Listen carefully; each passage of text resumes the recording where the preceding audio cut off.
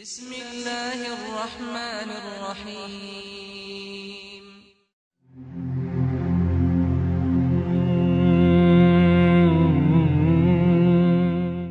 بابایشان خداوند شما را نگه دارد. شخصی گناه کند و توبه کند، باز همون کارش را دوام دهد و دیگر بار توبه کند، خداوند او را میبخشد یا نه؟ وای به حال امتی که از صورت پیغمبر شرم دارد. پیغمبر بارش افتخار داشت، بارش زیبا بود، اما امروز مسلمانای ما از ریش نفرت دارند، دیگر ریش آدم بیزه میکنند. وقتی که ناموس محافظت از پیغمبر نداره، شما صلوات بفرسته.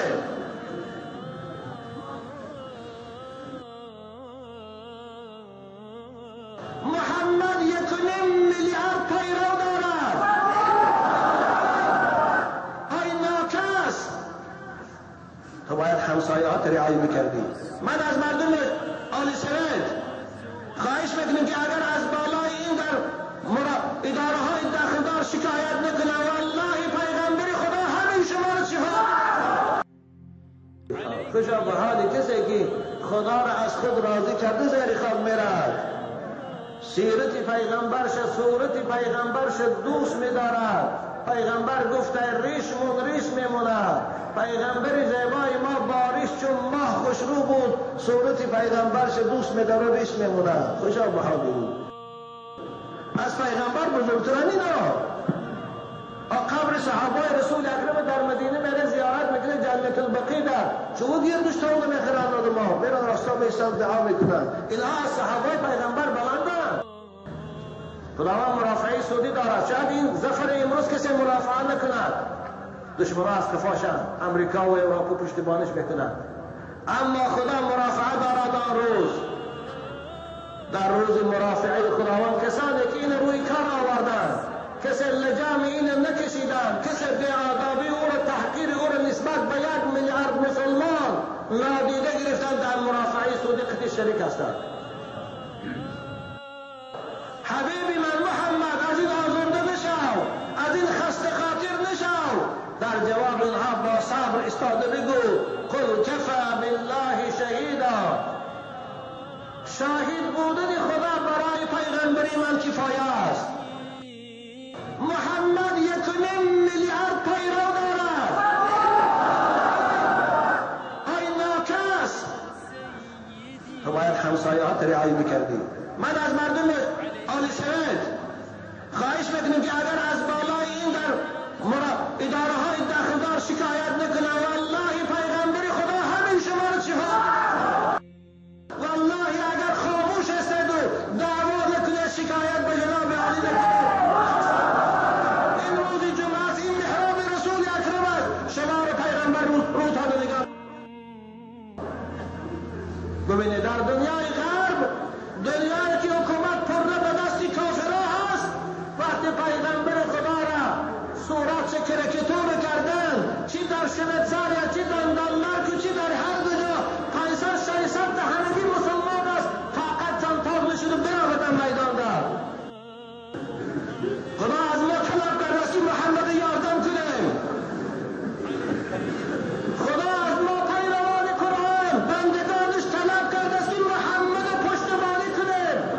شما خاموش نیستید؟ محمد وارث دارد، محمد پشتیبان دارد. والله قسم به خدا همینقدر که از اختلاف در جامعه میترسم، از ناآرامی جامعه میترسم، از قسم به خدا که جناب علی حرمت نجوم الا شور میخزنم که نویسندگان محترم ایدان مقابل نوشته، شاعرای محترم ایدان مقابل نوشته، علماهای محترم ایدان موعظه نکرده. فقط چی بگیم؟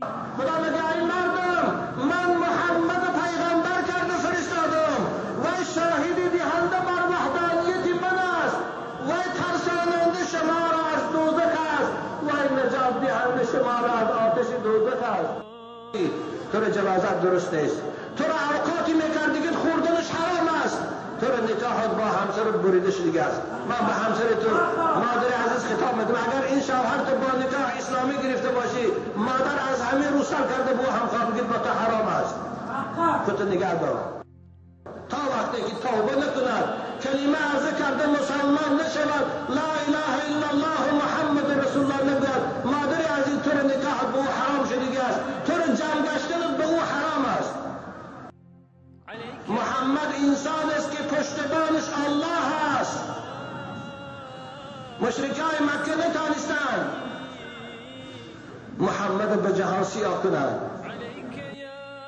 الله کعب بن اشرف سردار یهودی های مدینه بود به خاطر یک سخن به آدابانش در یک شب صحابه پیغمبر او را از بین برکشتند من نمیخوام اونا رو تکرار کنم من باز میگم نمیخواهم جمهوری من را آرام کنم نمیخواهم آرامش بر هم زنم و الا کار میکنم کی أعوذ بالله من الشيطان الرجيم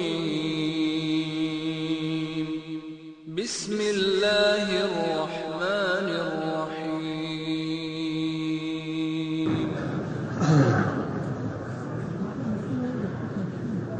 السلام عليكم ورحمة الله وبركاته مهمانان خانه خدا و عاشقان مدرسه محمدی پیش از آغاز صحبت اولا از خداوند مهربان برای یکایک شما که از راههای دور و نزدیک به خاطر ادای عبادت و به خاطر شنیدن کلام خدا و رسول اینجا تشریف آورده اید اجر جزیل و ثواب بزرگ خواهانم و در این لحظه های مبارک و اجابت دعا عاجزانه دعا میکنم که شما عزیزان هر مراد و مقصودی که داشته باشید خصوصا جوانان عزیز خداوند به مقصودتان رساند و هر خواهشی که داشته باشید از فضلش برآورده بگرداند. بسم الله الرحمن الرحیم. محترم حاج داملای شهر نورالدین جان، روز سوم مارس سال جاری آموزگار کارمند شعبه معارف ناحیه رودکی ظفر کبوتا در مکتب رقم 85 دهه آل سامان و خوانندگان صنف هشتم هنگام دیدن گفته است که شما که پیغمبر میگوید او صفر است، دوزخ گفته میترسانند، این همه دروغ است، شما نترسید، دوزخ وجود ندارد. از شما جناب داملا خواهشمندم چنین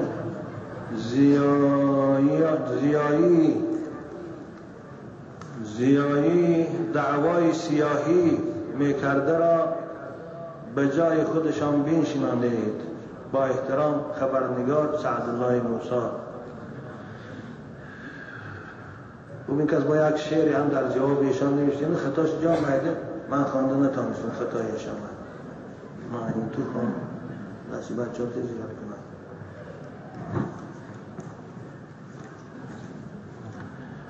السلام علیکم بابای شما. یک گروه از شهر دوشنبه از سخاوت می باشیم. در ناحیه رودکی یک شخص به نام کبود به دختران همین محله گفته است که شما سطر نکنید. آنها را دشنام داده است که این سطر نیست، این لجام خر است. و پیغمبر خدا را دشنام کرده است و جوانان ریشدار هم را دشنام کرد. از شما خواهش میکنیم که این گپ‌های ما دروغ نیست، شما جواب گویید، به این بدبخت نصیحت کنید. مخلص شما یوسف جان. خوبتون عزیزان، من البته این سخنها رو من پیشتر شنیده بودم به خاطر که انیق نمیدانستم چی شده است من جواب ندادم. لیکن شنیدم در گزیده نجات هم دیروز مقاله در این باب برام دست بچه ها نجات گیره خانیدم. جواب همین معلم ده. خوب اولا من حکم شرعی کسانی که پیغمبر انکار دارن، جنت و دوزخ انکار دارن، حکم شرعیش از نگاه اسلام و قرآن میگویم. بعد از آن به این آدم چند جواب میگویم. پیغمبرها از جانب خدا برای راهنمایی فرستاده شده است. از روزی که خدا انسان در روی زمین آفرید میدانست که طبیعت انسان یکم خونخوار است و ظالم، بے رحم و خودبین. این خدا میدانست. او را از این راه فقط دو چیز میتواند نگاه دارد: از خونخواری، از ظلم، از خودبینی و منمنی. یکی ایمان به آخرت، باوری به جنت و دوزخ و مرافعه سودی پیشگاه خدا انسان از گناه کردن و ظلم و غارت و زنا باز می‌دارد. یکی ترسی از قانون. این دنیا در قانونی که سخت است، بنابراین هر کس آزادانه گناه نمی‌کند، نیست قانون شکنی نمی‌کند. به خاطر قسم اول به مردم فهماندن و قسم ثانی را خداوند پیغمبران را فرستاد. یعنی برای انسانها را خوش اخلاق کردن، انسانها را با معرفت کردن، با آداب کردن، با رحم و با مهربانی و برابری و برادری دعوت کردن، خدا پیغمبران را فرستاد.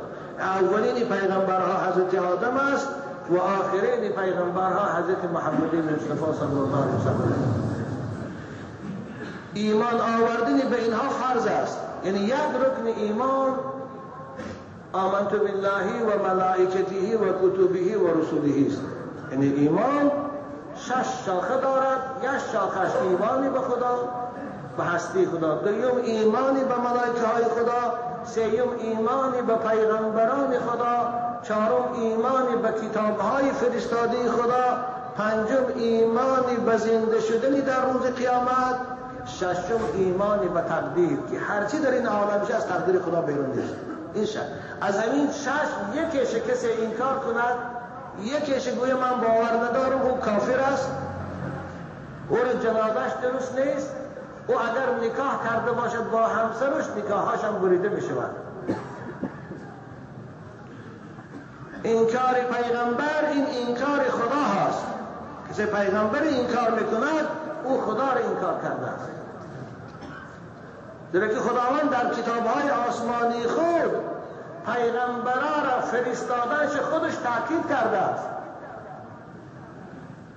فتواها میگه کسی پیغمبر را انکار کند یا پیغمبر به شوخی کند یا نسبت پیغمبر سخنی به آدابانه بگوید برای دیگران رو قرش آوردن، کافر می شود یا نه؟ عزیزان من توجه کنید. قال فی البحر الرایق من تکلم بکلمة الكفر حاضلا او لاعبا کفر عند الکل. کسی سخن کفر خواه به طریق شوخی میگوید، خواه به طریق جدی میگوید، خواه دانسته میگوید، خواه نادانسته میگوید، او نزد تمامی علماء اسلام کافر است. نزد هر 4 مذهب دم، امام اعظم دم، شافعی دم، مالکی دم، حنبلی دم کافر است. نزد شیعه دم کافر است. حکم کسی که از ریش نفرت دارد چیست؟ این هم در دوام باب عقاید است. کسانی که از ریش نفرت دارند، منبع العلوم به سوال کرده است، حکمشان چیست؟ شخصی میگوید من ریش میتراشم و از ریش نفرت دارم، به او از او بیزارم و اگر کسی ریش داشته باشد من از او هم نفرت دارم، این کس چی حکم دارد از نگاه اسلام؟ جواب: این شخص به سبب توهینی به سنت پیغمبر و بددانستن سنت پیغمبر کافر است. احسن الفتاوا خیر الفتاوا منبع العلوم. خوب دیگه فتوای خودمان در همین است. به شوخی با خدا یا پیغمبر اهانت کرد، این یک طریق شوخی کردی. بعضی مسخره بازا خدا را شوخی میکنند یا پیغمبر یا عالم را در حق شوخی میکنند. آیا این شخص مرتد می شود یا نه؟ جواب: استخفاف و اهانت هرچند که با شوخی باشد هم موجب کفر می شود، یعنی سبب کافر شدن گویندش می شود و بر او لازم است که توبه نماید و از این عمل زشت خود باز ایستد و با خانمش تجدید نکاح کند، این نکاح شایسته کند. محمود فتاوا: ما حکم من یمزح بکلام فیه استهزاء بالله او الرسول او الدین. فتوا سوال میکند که عثیمین حکم کسی که خدا نسبت پیغمبر نسبت دین و احکام دین مسخره میکند، اوصال میکند، شوخی میکند چیست؟ جواب: هذا العمل ولو كان على سبيل المزاح ولو كان على سبيل ازهاق القوم كفر و نفاق. همین کاری او اگرچه به طریق شوخی باشد، اگرچه به برای خندانیدن دیگران باشد، بعضی مسخره بازا میکنن که برای خندان دیگران ملاها رو اوصال میکنن یا بعضی احکام های دین نمازخانه رو اوصال میکنن، طهارت رو اوصال میکنن برای دیگران رو خنداندن، همین کفر است، کفر و نفاق. فجانب الربوبیه والرساله والوحی والدین جانب محترم لا يجوز لأحد أن يبعث فيه فإن فعل فإنه كافر. فتاوای عثیمین در جلد ورق 148 است. خوب این روایت ها دلالت میکنه که کسی که پیغمبر خدا را انکار میکند، من باور ندارم که نعوذ بالله، یا پیغمبر خدا را در حق کشتگان سخنی به آدابانه میگه، هر سخنی گوید پای کافره. حتی حضرت امام ابو یوسف رحمت الله علیه میگن کسی ریشی پیغمبر را ریشت گوید به طریق تصغیر، ریشت به کافر میشه. خوب این ده همه فتواست. اکنون این شخصی که پیغمبر برای ما صفر است گفت هیچ است، من به این خطاب میکنم دادر عزیز، معلم نامحترم صدقی نام معلم شوی، صدقی نام استادی شوی، حیف همون دولت و ملتی که تو بار این کافر بالای مسلمان ها دا فرزنداش تقدیر شده دست تو داده است. اولش کم وزیر معارف، دیوم رئیس معارف ناحیه دان، سیم رئیس ناحیه رودکی، چهارم جناب عالی خودش برای خاطر این بیادابی تو در پیشگاه خدا فقط جواب میتیم.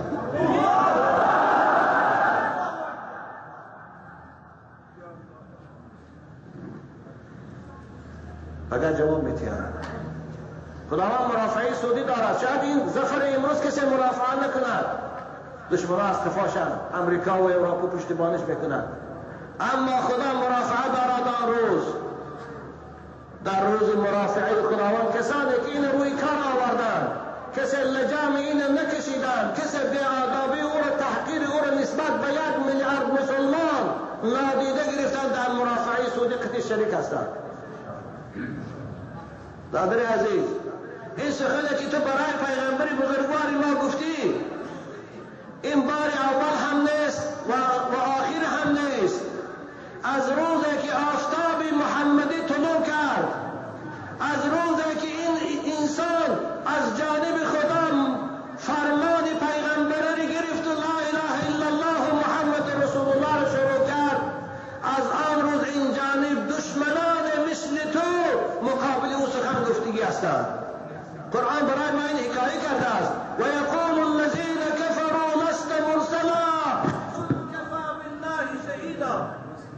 کافران برای پیغمبر گفتند محمد تو پیغمبر نیستی، تو رو خدا نفرستاده است. همین گپی که تو گفتی مشرکای مکه گفته بودند، همین گپی که تو گفتی هم مسلکان تو در اروپا گفتند.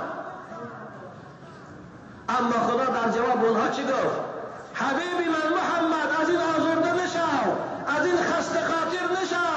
در جواب اونها با صبر استاده بگو قل کفا بالله شهیدا، شاهد بودن خدا برای پیغمبری من کفایه است. اگر همه جهان انکارم کنن، آفریدگار جهان الله خود شاهد است که محمد رسول الله. معلمی نامحترم، صدقی نام معلمی شوی، تو جناب عالی رو تحقیر کردی، همسر جناب عالی که امروز سال برای زیارت این پیغمبر بزرگوارش رفته بود تحقیر کردی. ما که تاجیکستانیان 90% ما زاهدتر مسلمانیم، همه ما را تحقیر کردی.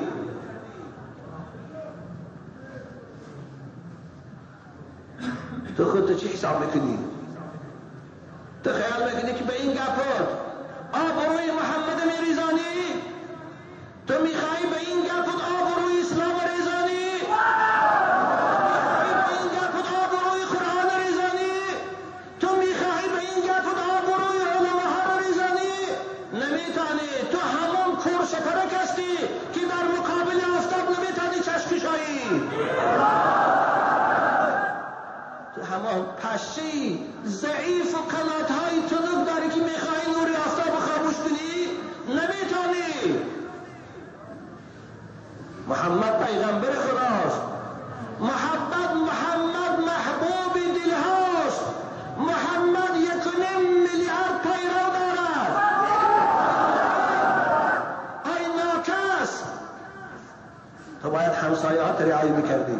من از مردم آل سوید خواهش میکنم که اگر از بالای این در اداره های داخلدار شکایت نکنه، والله پیغمبر خدا همین شما را شفا. مردم که فرزندان شما از این سگ این تحقیر آیین پیغمبر تا شنیدن، والله اگر خاموش استید و دعوا نکنه شکایت به جناب عالی نکنه، این روز جمعه است، این محراب رسول اکرم است، شما را پیغمبر رودها جمعه سر کرده و مردم عوام تا راهبراتان. ببینید در دنیای غرب، دنیایی که حکومت پرده به دستی کافرها هست، وقتی پیغمبر خدا را صورت چه کرکتور کردن، چی در شویتزار یا چی در دانمارک و چی در هر دنیا 500-600 تا همگی مسلمان است، طاقت جان پاک نشد و برآمدن میدان دار. اعتراض خود بیان کردم. مردم آل سوید، شما باید با زن و بچه و دختراتان تمام مردم پیش راهبر ناحیه‌تان میرفتید، میگفتید این کی است؟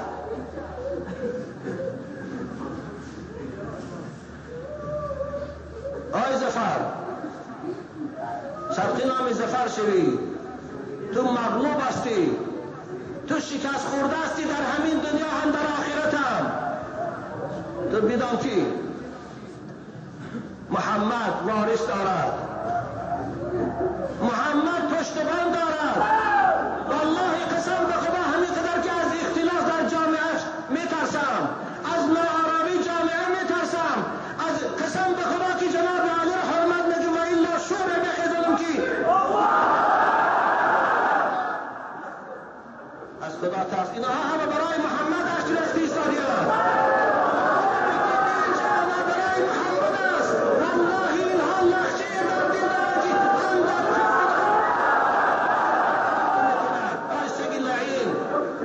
شوخی دارد، احکام دین شوخی ندارد.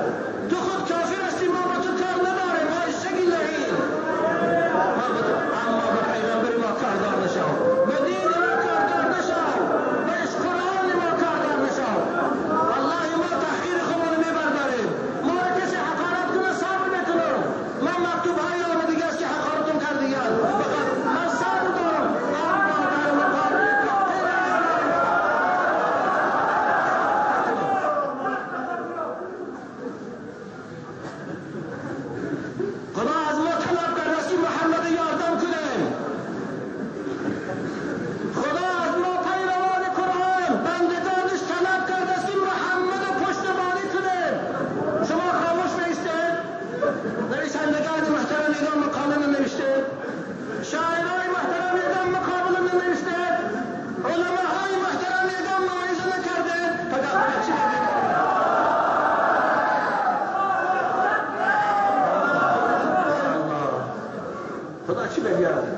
خدا چی میگه عزیزان؟ و انا ارسلناک شاهدا و مبشرا و نذیرا لتؤمنوا بالله ورسوله وتعزروه وتوقروه وتصبحوه بكرة واصيلا. خدا میگه ای مردم، من محمد پیغمبر کرده فرستادم و شاهدی دهنده بر وحدانیت من است و ترساننده شما را از دوزخ است و نجات دهنده شما را از آتش دوزخ است، بشارت دهنده به جنت است. وظیفه شما امت اسلام بر تمام گوشه و کنار لتؤمنوا به، به این پیغمبر ایمان بیارید یکم، و تعذروه، و پیغمبر رو پشتیبانی کنید و دوست دارید. مفسرین کرام و تعذروه زمین را چه به سوی محمد کردید. اگر پیغمبر کسی تحقیر کند شما شنوید و خاموش باشید، والله شما هم در گناه و شریکی است. شما دیوسی در دین سختری از دیوسی در ناموس و در ملت است. تو مرتد هستی ظفر، تو مرتد هستی. این حکم خدا است، این حکم قرآن است، این حکم اسلام است، این حکم مشرک است. من به مردمی که در این محل تو زندگی میکنی خطاب میکنم، اگر تو بیمار الله فرصت داری توبه کنی، خدا توبت قبول میکنه، لیکن توبه نکرده روی تو را جنازت درست نیست.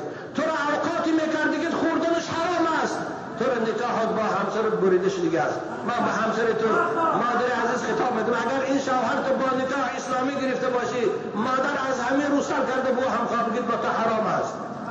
خودت نگه دار تا وقتی که توبه نکند، کلمه عرضه کرده مسلمان نشود، لا اله الا الله محمد رسول الله نگوید، مادر عزیز تو را نکاحت به او حرام شدگی است، تو را جمع گشتنت به او حرام است. این حکم اسلام است. پیغمبر خدا میگه من بدل دینه فاقتلوه، کسی دینش عوض میکند او را حکمش قتل است.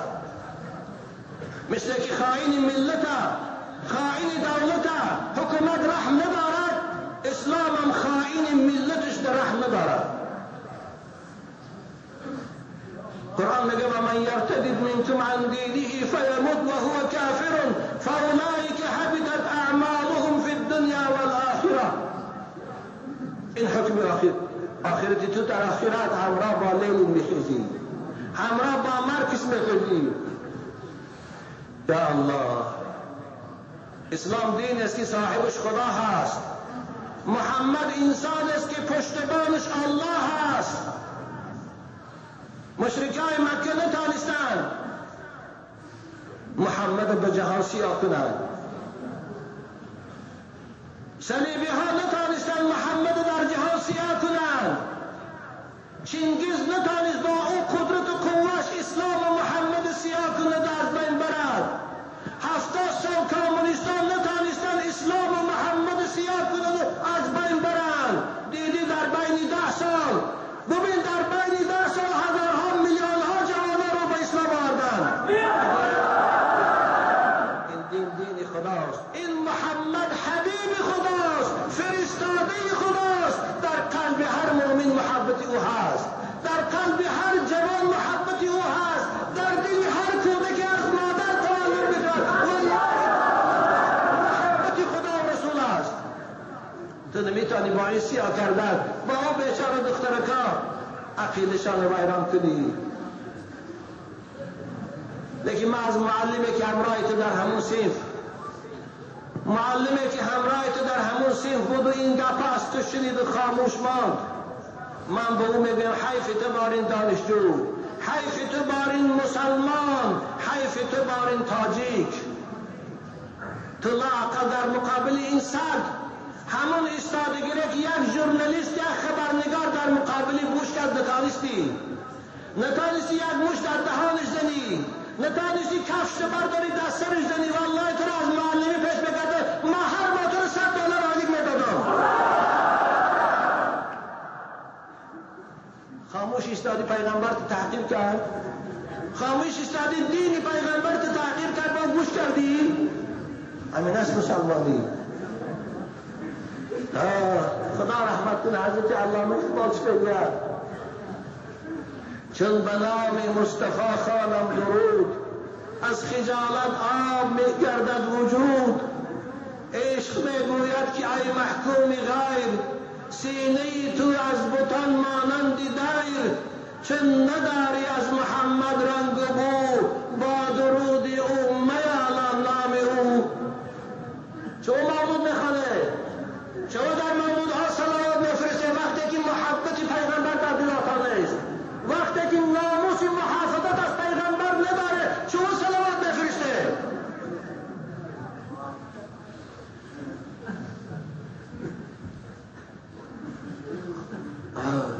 نالم من ز کس، ننالم من ز کس، می نالم از خویش که ما شایان نام تو نبودیم. آره یا رسول الله، ما لایق امتی نبودیم، اما مع نصف خداوند مای نالایقه، مای بی غیرت و بی ناموس امتی تو کرد. والله کعب بن اشرف سردار یهودی های مدینه بود، به خاطر یک سخن بی آدابانش در یک شب صحابه پیغمبر او را از بین برداشتند. من نمیخوام اینا رو تکرار کنم، من باز میگم نمیخواهم جمهوری من را آرام کنم، نمیخواهم آرامش بر هم زنم و الا کار میکنم کی و شما معلمان محترم خواهش میکنم به پیغمبری ما کاردار نشوید. خب تو باور نداری به حال خودت باش.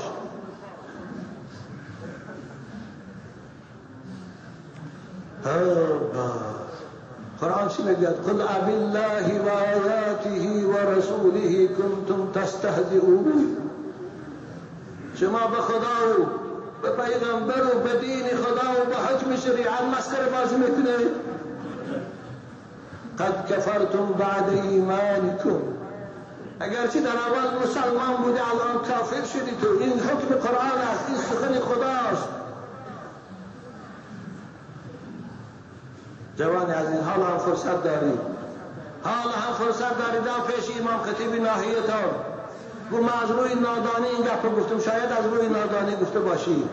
توبه کن، لا اله الا الله محمد رسول الله گو، همسر تا از سر نکاح کن با زندگی و الا تو مرتد هستی.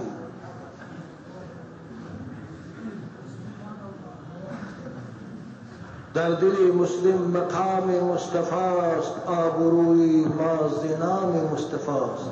آره من میفهمم شما بارین اسلام بدبین ها، پیغمبر بدبین ها ناراحت است وقتی که این جوانای گل شکفان رو ببینید در مسجد.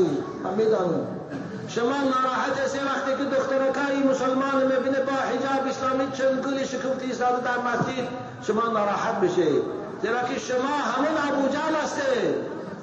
ابو جهل وقتی که مکه آمد، بیت الله را که دید خانه خدا در اطراف 4 میلیون آدم نماز میخواند، موی سر شکند، دسترش خاک شاشید، فریاد زد. چی گفت؟ سینه من از محمد داغ داغ.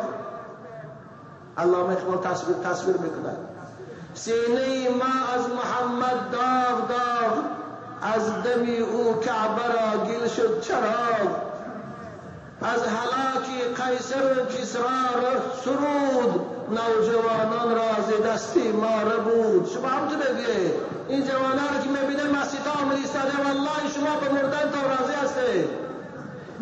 اما باز میگویم بدان که این اسلام آفتاب است، این محمد آفتاب است، این اسلام مهتاب است و محمد مهتاب. تو نمیتونی با این سفسطه های خود پیش نور اونها رو گیری، نمیتونی. خاطرت جمع کن. حیفی همون پدر مادری که تو رو به دنیا آورد، حیفی همون پدر مادری که تو رو فرزند کرد و از تو آینده نیک امیدوار بود. حیف دادر عزیز. بنابراین عزیزان من باز حالا من شاید در حالت احساسیتگان سخنی بیادابانه گفته باشم، از شما معذرت میخوام، اما من از هیچ کلام شما راضی نیستم که یگان کاری خلاف قانون کنید. من از شما همینقدر میخوام که زیتاد نویسید، به سایت پرزیدنتی نویسید، به جناب عالی نویسید، شورای عالی نویسید، دعوا کنید که چه پیغمبر قدر کنید، پیغمبر از شما راضی میشه. دیگه همین هم نگوید خاموش باشید، نه من خدا میبخشد و نه شما را، نه من پیغمبر شفاعت میکنه نه شما را. خب اگه وقتی ما هم به پایان رسیدیم، خداوند من بسیار میخواستم که همین تو چیزها برای من نرسه، بگه این چیز باد میبیاد. کلا وقتی در گزیتی SSR بود خواندم، وقتی قزاقستان را 2 سال پیش بود، یک مقاله کدام ژورنالیست نوشته بود ایشان نوردین حقارت چی گفته، خب در اونجا من هرچی سخنهای بی‌آدابانه گفته بود، اما به خاطر خودم بود. در این 2 سال بار هم من در صحبت خود درباره اون ژورنالیست و او خبرنگار چیزی نگفتم. من هرچی گویم اما من هیچگاه خاموش نمیستم وقتی که پیغمبر ما رو تحقیر کنن، وقتی که اسلام ما رو بد گویند، وقتی که قرآن خاموش نمیستم. من در وقت پرسش اداره دفتر کمیته بخطرم این گپ گفته بودم.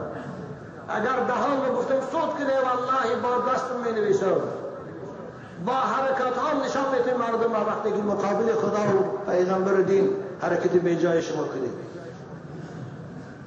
خداوند حاکمای ما رو انصاف اتیاد که پیش راه این تو کسانی که دشمنان ملت هم دشمنان اسلام هم میخواهند تفریقه ایجاد کنند، خداوند پیش اینها رو گیرد. من از ششم عدلهای محترم از کمیته چیکای محترم کمیته بخطری خواهش میکنم به جای ما ملاها رو فیرا کرده برده پرسیدم و بیار پرس. اما هیچگاه دولت آرامش نمیخوایم خلالدار شود.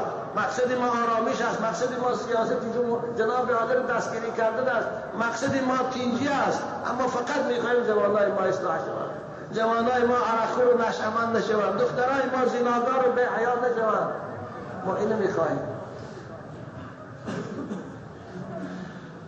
خداوند همه شما عزیزان من جوانای خوشرو همت اسلامی تان بیدار کنید. ناموس دینی در راهبریت ما هم پیدا شد و مثل لااقل مدودوف رئیس جمهوری روسیه چین هوای غیرت کنند. کدام وقت در تلویزیونات تماشا میکنم بار دیگر شما گفته بودم کدام پروفسور در یونیورسیته لوماناسوف در کافدره صحبت میکند درباره حضرت عیسی مثل این سب بارین حضرت عیسی رو تنقید میکند و سیاه میکند. من با باور دارم این گفتم به خاطر همین قدر رو خود مدوید فرمان از کار خارج کردن او رو برآورد. خود پرزیدنت روسیه عنوانهای علمیش هم بشه گرفت. برای چی؟ برای خاطر پیغمبر تحقیر کرد. من هم از جناب عالی این چشمدار است، مگر همین کار جناب عالی نکند والله من خاطرم از اینها دیگر جمع بشود. دعا کنیم پروردگار دشمنان اسلام هلاک و زبون گردان. خداوند قانون قرآن را در تمام عالم حاکم گردان. پروردگار کسانی که میخواهند در اسلام و قرآن و محمد اراده گیرند خدای اولا توفیقشان دیگه از این راه باز ایستند. اگر توفیقشان نمیداده باشی خدای اونها را هلاک کن. تو قادری چگونه استالین هلاک کردی، چگونه قادری تو ابو جهل و ابو لهب هلاک کردی، خود به پیغمبر دعا کردی انا کفیناک المستهزئین، من مسخره کنندگانی تو رو خودم نابود میکنم. خدایا این نابود کن. خدایا به درد مبتلاش کن که دیگران عبرت شود. خدایا تو قادر توانایی اسلام عزیز از زبان بدگوها نگه دار. پروردگارا این جوانا این بندگانی تو هر که برای پیغمبرت آب دیده اختصاصیان به طاقتان خدای ادعار عمری دراز همت اسلامی و رزق فراخ در زندگی صاحب آب و حرمت گردان. پروردگارا بیمارای ما را شفای کامل عاجل نصیب گردان. به فرزندان و فرزند صالح نصیب گردان. همنام ما نورالدین الان التماس کردن که بیماری دارد در خانه‌شان دعا کنه خداوند براش فرزند صالح نصیب کنه، همسرش از این بیماری خلاص کنه. پروردگارا مسافرایی که سفر کاری دارند خدای آنها را در مسافرت ها سلامت دار، رزقشان فراخ کنه. پروردگار از سفر سلامت به خاندانشان بازگردان. خدایا گذشته های ما را دریچ رحمت گردان، توفیق های ما را توفیق بندگی عنایت فرما. پروردگارا قاری های ما را حفظ کامل براشان نصیب گردان. وای نیاز بدون ما که بسرچش قاری طاهر حفظ قرآن مشمول التماس دعا کنه مادرش کدی خدایا براش حفظ کامل زبان گویا و عالم به عمل شدنش براش پروردگار نصیب گردان. ربنا آتنا فی الدنیا حسنه و فی الاخره حسنه. وقتی که سحری جنازه بود، جنازه یک جوان خواندم، از جنازه باز میگشتم، یک دادر بسیار مخلص دارم برای خود، خیلی برای ما هم مهربان است و هم عزیز است.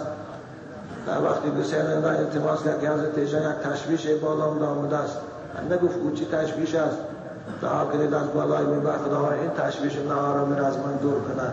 دعا کنید خداوند برادر عزیز ما را از این مشکلی که بالاش آمده است، از این ناراحتی خدایا تو خلاص کن، زیرا که تو هستی خلاص کننده بندگان از غم، تو هستی آسان کننده مشکلات بندگان.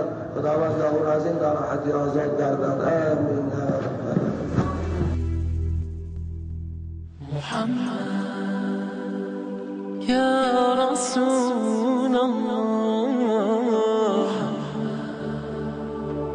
یا حبیب الله